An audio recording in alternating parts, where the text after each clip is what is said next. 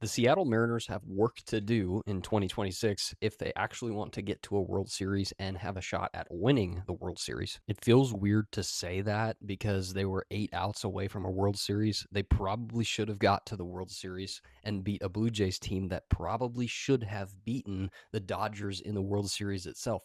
So it's not like that they were that far away in terms of talent, in terms of roster composition, in terms of uh, coaching. It was all there, and I was happy with it in 2025. I do want to mention some of their strengths as a team. Obviously, they have one of the best starting fives in baseball, headlined by Brian Wu. Brian Wu isn't the best ace pitcher in all of baseball, but when you look at their 1 through 5, they are built to win, with Logan Gilbert and Luis Castillo, George Kirby, and Bryce Miller following. It's almost like there's no nights off for those guys. If the Mariners would have had a healthy Brian Wu throughout the 25 playoffs, you could make an argument that they would have at least made it to the World Series. Their lineup is headlined by almost MVP Cal Raleigh. He hit 60 home runs in 25. I think it's unrealistic to ask him to do the same thing, seeing as no other catcher has done anything like that in the history of baseball. So if Cal hits 38, 40 home runs, I think the Mariners are just fine.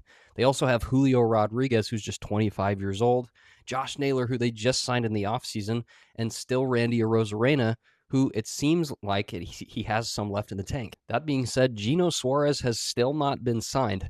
He's getting along in years, but by not re-signing him, the Mariners are leaving 49 home runs that need to be replaced. Seattle seems set on giving Ben Williamson a shot at third, and I can respect that.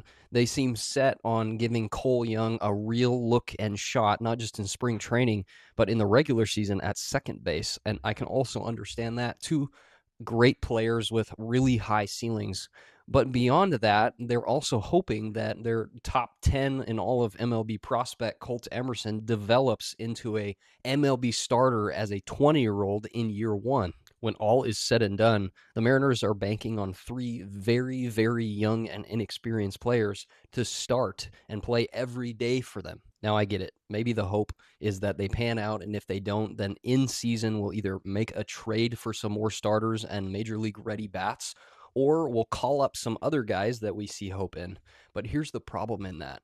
They still need one more piece just to give the fans and the fan base some more hope heading into the season that they're moving in the right direction of making a World Series. Beyond that, right field has proven to be an issue for the Mariners, as Victor Robles and Dominic Canzone have sort of split time out there, and neither of them have really set themselves apart either defensively or at the plate. They've had moments, but even if you watch the DS and the CS last year, you notice that right field was an issue for the Mariners.